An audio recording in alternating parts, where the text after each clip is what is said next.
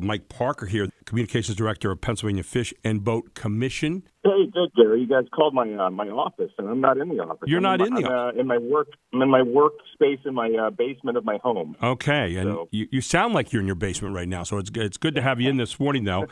Anyway, you've had to make some adjustments to the upcoming spring trout season that people might have heard about already. If you're a trout fisherman, I'm sure you probably have. But for people who haven't, give us some of that information this morning because it's really important for people to get the word out there. It's a little disappointing for everybody all around, Gary. But we're facing some unprecedented circumstances here, and because of the public health risk that we have with our staff and some other complications, what we've done is we've taken that regional opening day that we typically have in the southeast corner, which includes York.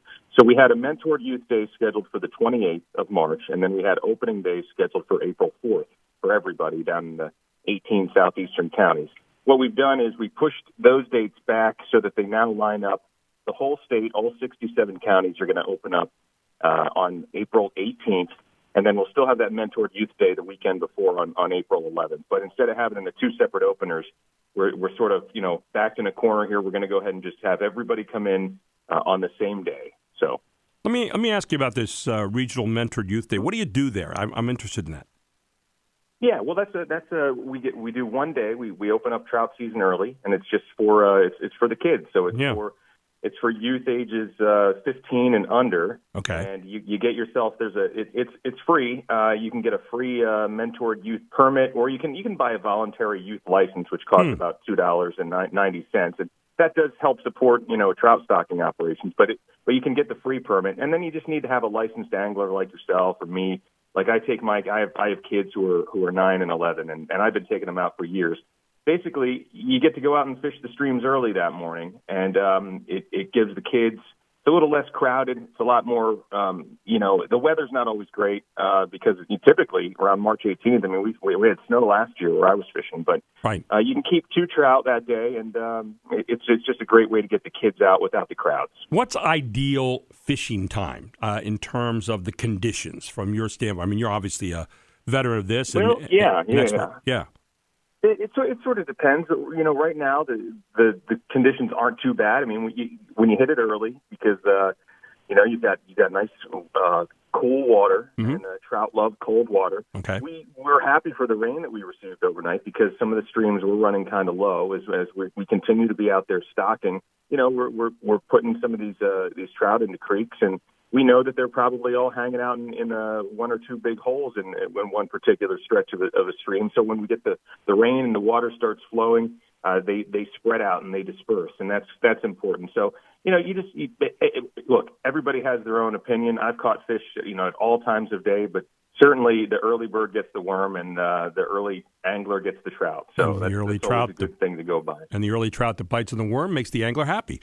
Anyway, you also have some information regarding community volunteers who have been assisting you with trout stockings, right?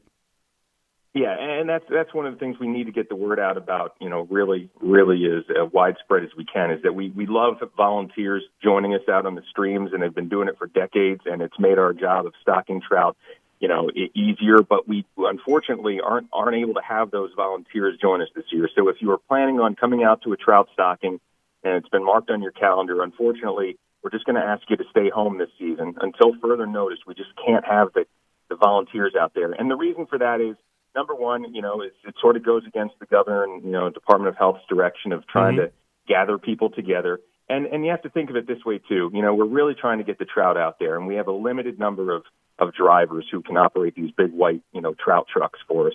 And if just one of those drivers were to get, sick or have to be quarantined because they were near someone who we found out was sick, we would lose the ability to get out there and put the trout in the water. So it's a big job, and unfortunately, a lot of our staff have to work from home now, just like under these rules as Commonwealth employees. Sure. But because it's a critical mission of the Fish and Boat Commission to get all these 3.2 million trout out, we're actually reassigning our own staff that are, people who are typically office employees or maybe maintenance guys who are getting ready to mow the lawn this spring. They're out there stocking trout with us now. Even our executive director and our commissioners are out there lending a hand. So it's an all hands on deck situation for us.